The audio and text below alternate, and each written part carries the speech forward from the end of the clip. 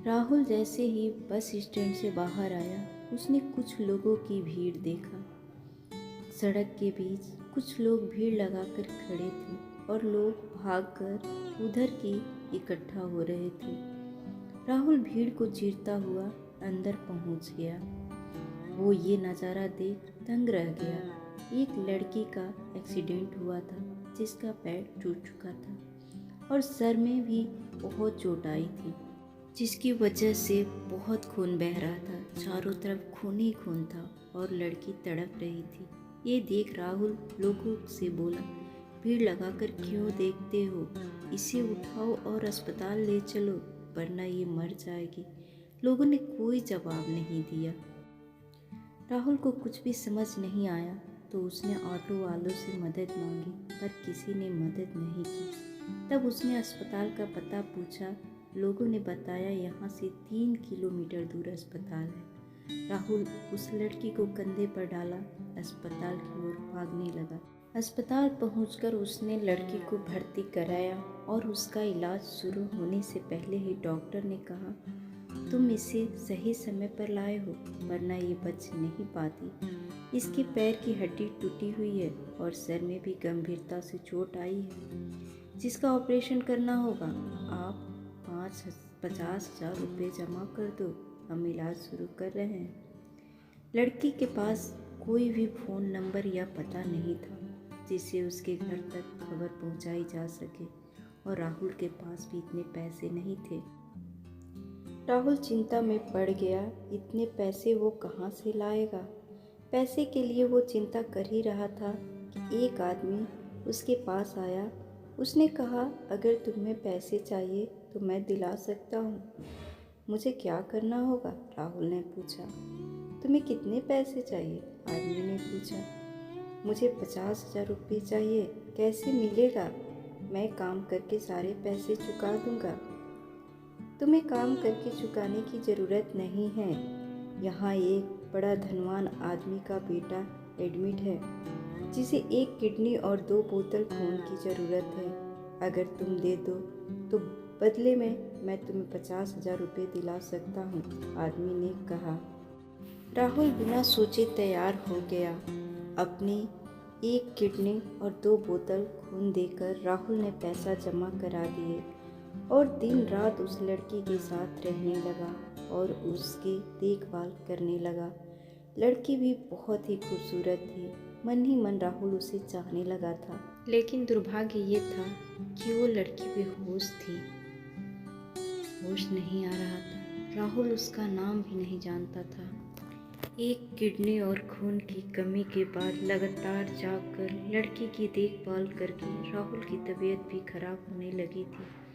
एक रात राहुल लड़की के पास अस्पताल में ही कुर्सी पर बैठा था कि अचानक लड़की को होश आ गया। राहुल ने हाथ पकड़कर उसे उठाया और उसका नाम पूछा। लड़की ने बताया उसका नाम प्रिया है।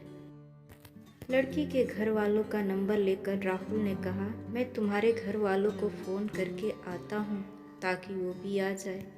राहुल बाहर चला गया और प्रिया अकेले ही रह गई। कुछ देर बाद नर्स आई और उसने प्रिया के होश आने की बधाई देते हुए कहा, तुम बहुत खुदकिस्मत हो जो बच गई। अगर तुम्हारे पति न होते तो तुम न बचती। उन्होंने तुम्हारी दिन रात सेवा की है। उनके पास पैसे भी नहीं थे तो उन्होंने तुम्हारी खातिर अपनी 1 किडनी और 2 बोतल खून देकर तुम्हें बचाया है। ऐसा पति तो बहुत किस्मत वालों को ही मिलता है। प्रिया ये सुनकर दंग रह गई। कोई अनजान इंसान किसी की इस तरह से भी मदद कर सकता है। प्रिया राहुल का आने का इंतजार करने लगी और सुबह हो गई, किंतु राहुल न आया। कुछ समय के बाद प्रिया के माता पिता आ गए, जो बहुत ही घबराए हुए थे। प्रिया ने सारा हाल अपने माता पिता को बताया। पिता राहुल का ये एहसान सुन बड़े प्रभावित हुए। राहुल को देखने के लिए पिता अस्पताल के बाहर गए, किंतु राहुल कहीं नहीं मिला। प्रिया ये जान बहुत दुखी हुई। उसे बचाने वाला उसका मसीहा अब कहीं खो गया था। प्रिया दिन रात राहुल के बारे में ही सोचती रहती, लेकिन राहुल का कोई पता नहीं मिला। प्रिया ठीक होकर घर भी आ गई, किंतु राहुल का कोई भी पता न मिला। प्रिया अपने एक्सीडेंट वाली जगह गई, लोगों से पूछा किंतु राहुल का पता नहीं चला। पिता ने दिलासा दिया और राहुल को ढूंढने में लग गए और इसी तरह लगभग 1 साल गुजर गए, किंतु प्रिया ने राहुल की तलाश जारी रखी। उसके प्रयास ने अपना रंग दिखाया।